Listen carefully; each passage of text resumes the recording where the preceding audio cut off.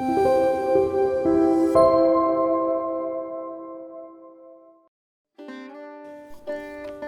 Shri Sai Ram. Shri Shirdi Sai Baba Jivita Charitra Parayanam, Chapter 10.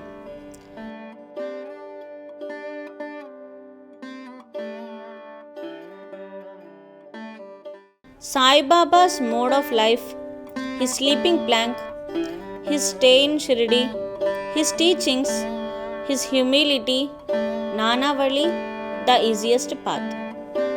Remember him, Sai Baba, always with love, for he was ever engrossed in doing good to all, and always abided in his self. To remember him only is to solve the riddle of the life and death.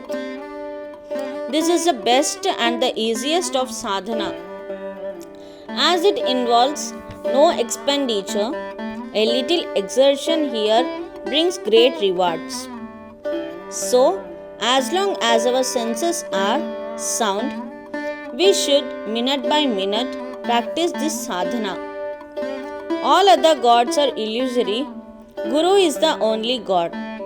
If we believe in Sadguru's holy feet, he can change our fortune for the better.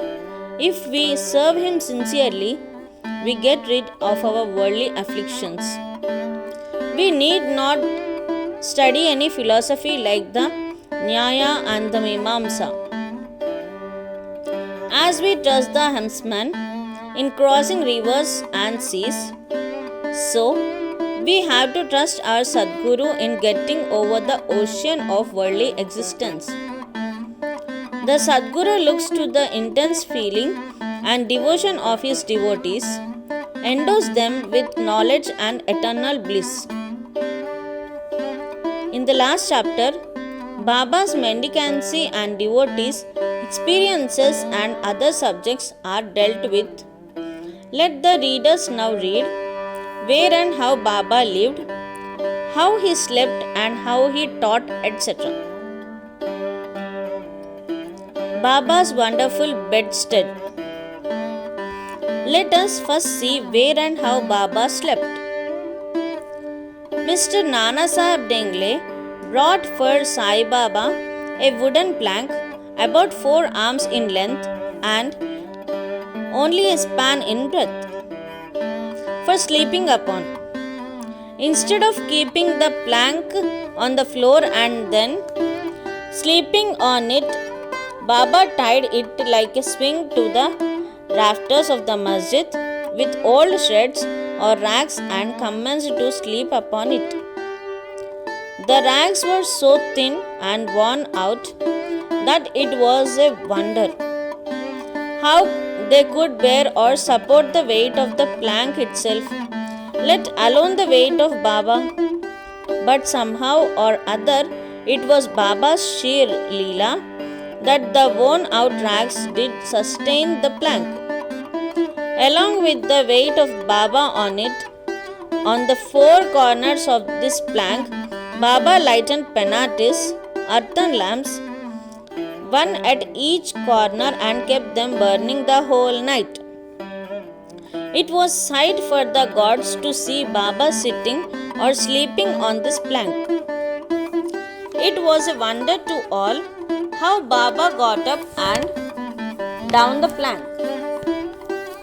Out of curiosity, many observers kept watching the process of mounting and dismounting, but none succeeded.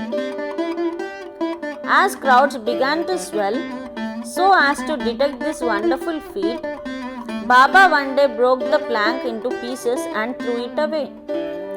Baba had all the 8 Mahasiddhis powers at his command. He neither practiced nor craved for them. They came to him naturally as a result of his spiritual perfection. Manifestation of Brahma.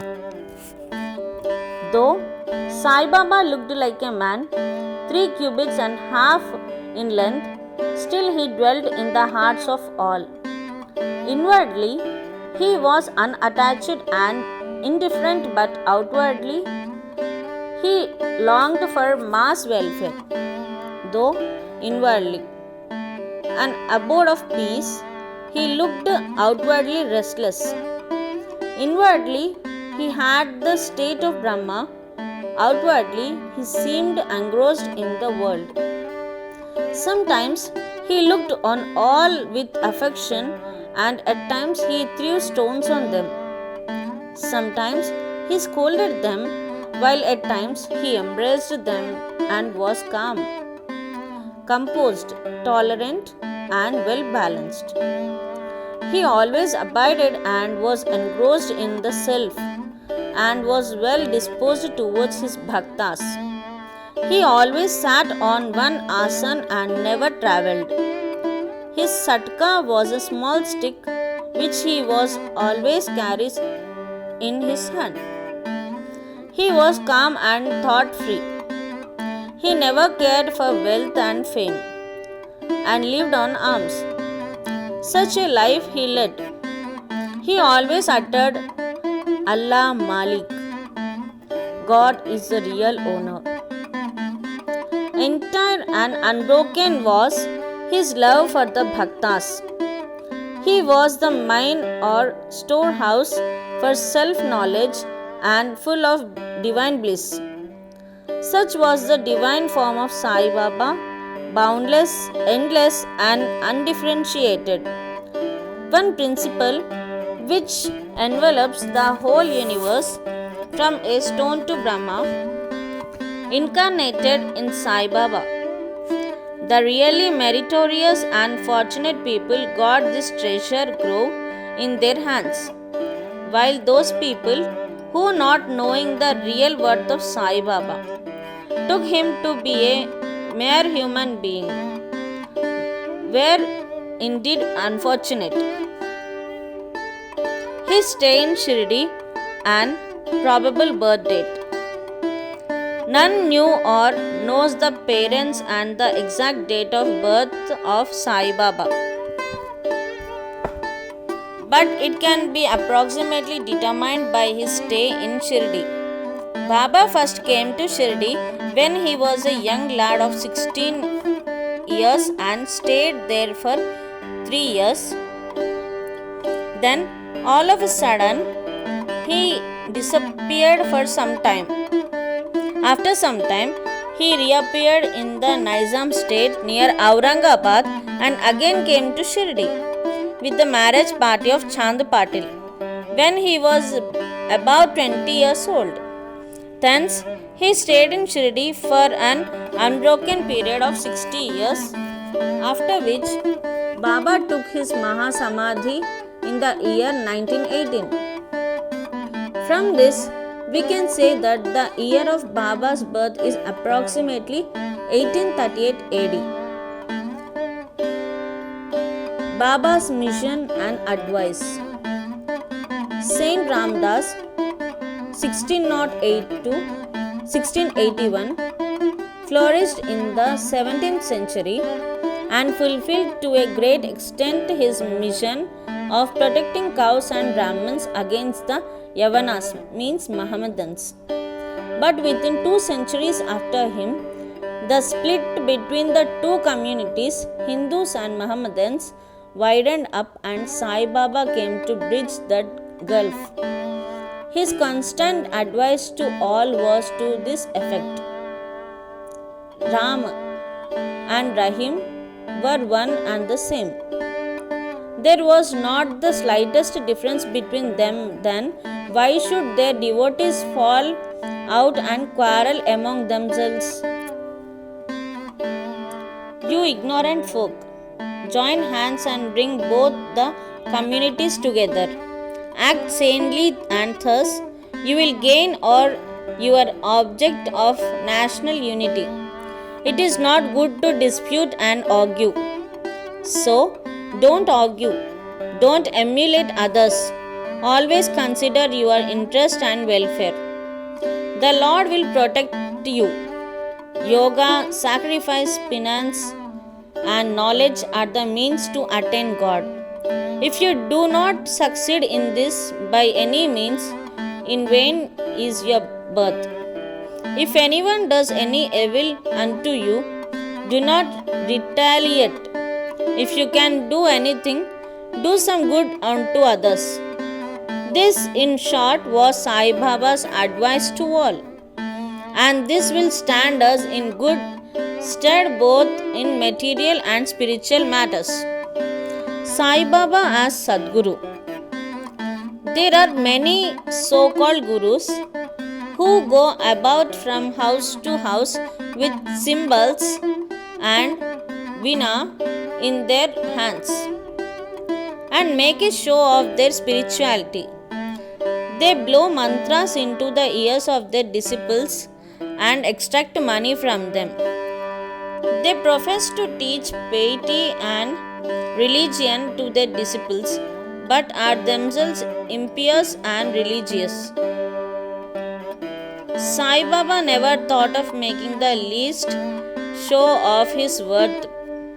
He had no body consciousness, but he had great love for his disciples. There are two kinds of gurus, Niyat and Aniyat. Niyat means appointed or fixed. Aniyat means unappointed or general. The latter, by their advice, develop the good qualities in us, purify our hearts, and set us on the path of the salvation.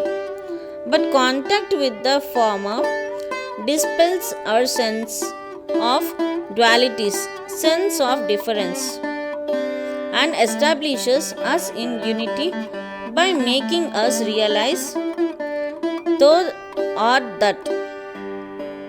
There are various gurus imparting to us various kinds of worldly knowledge, but he who fixes us in our nature, self, and carries us beyond the ocean of worldly existence is the Sadguru.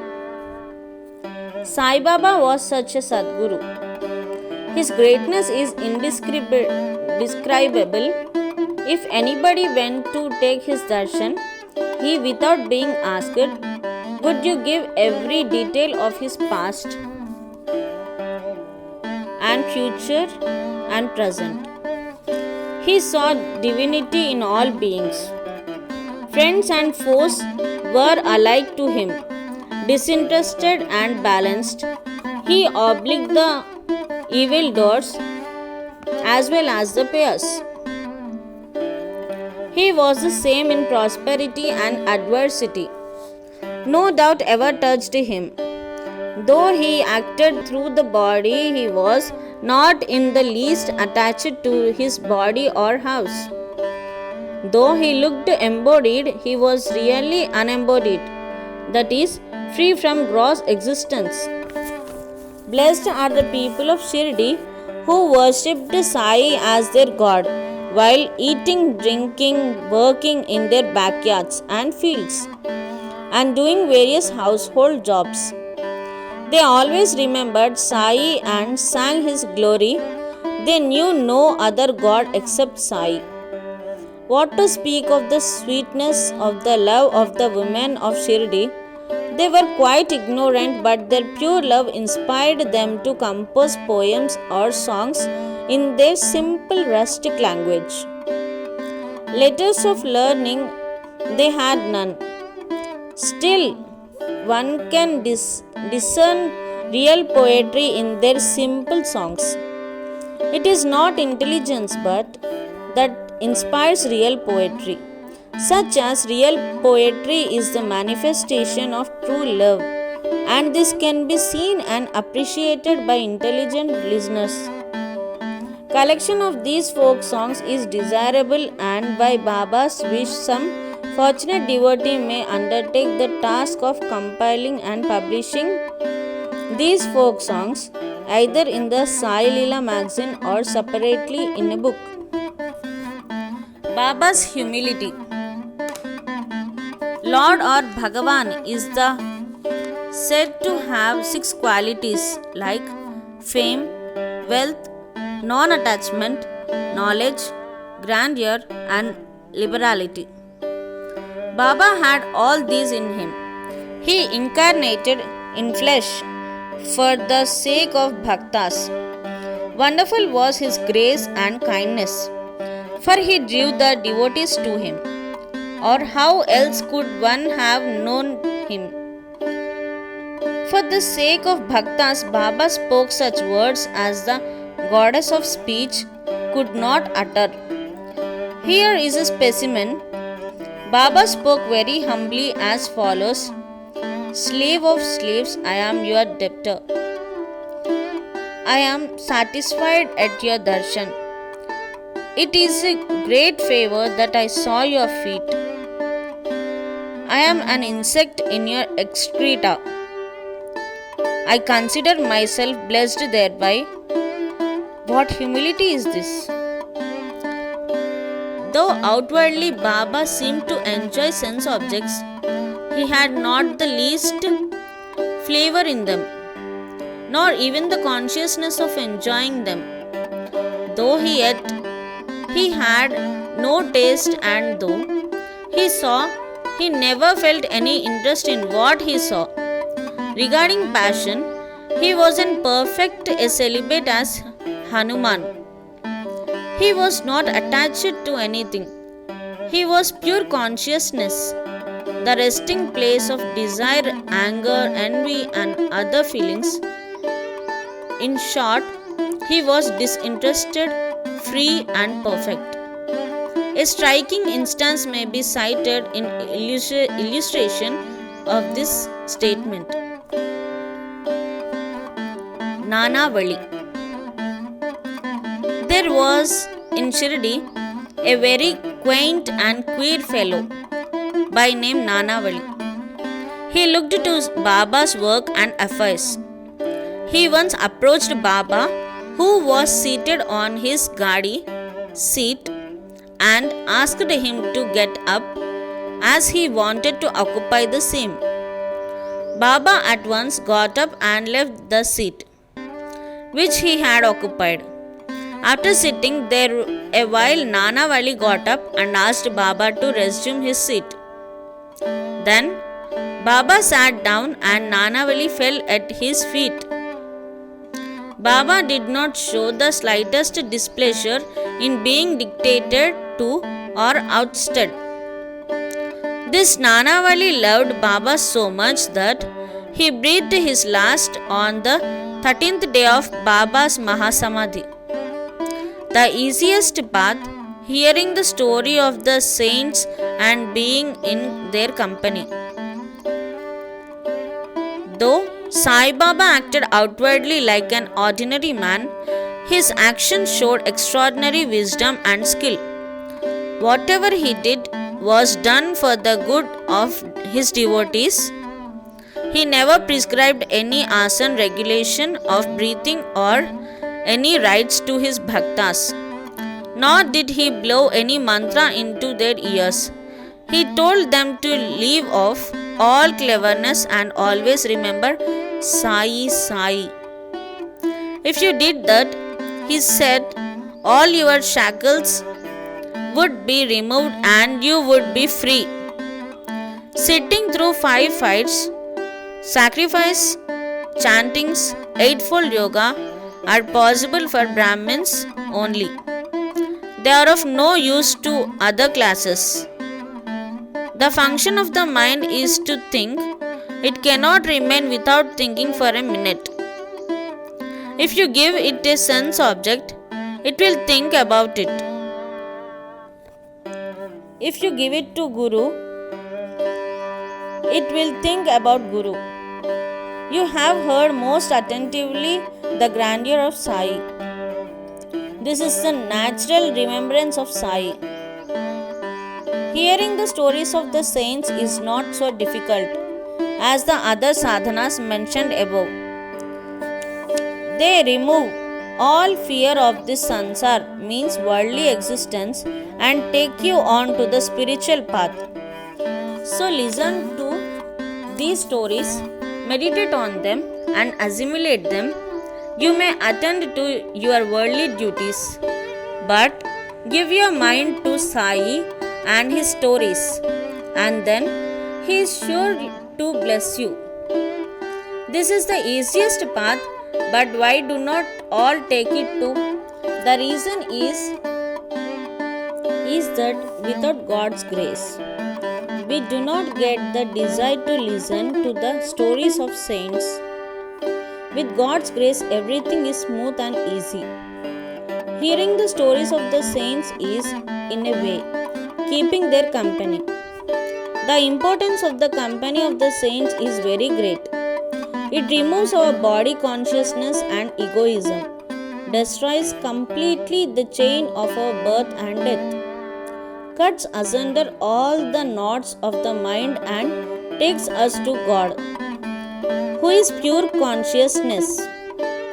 It certainly increases our non-attachment to sense objects and make us quite indifferent to pleasures and pains, and leads us onward on the spiritual path.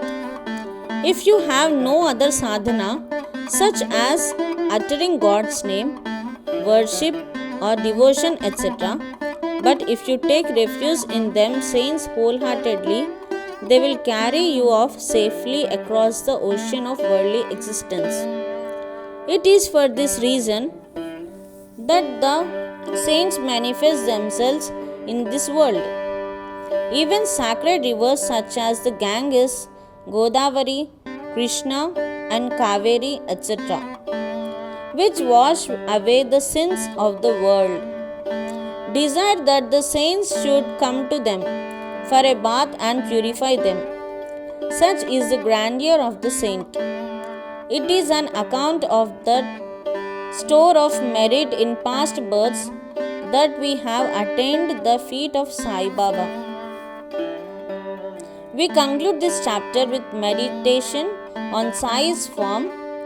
He, the graceful and handsome Sai, standing on the edge of the masjid and distributing udi to each and every bhakta with a view to his welfare.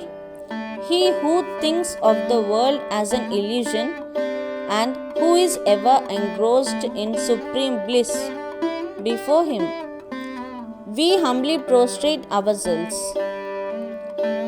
Bow to Sri Sai, peace be to all. Om Sri Sai Ram.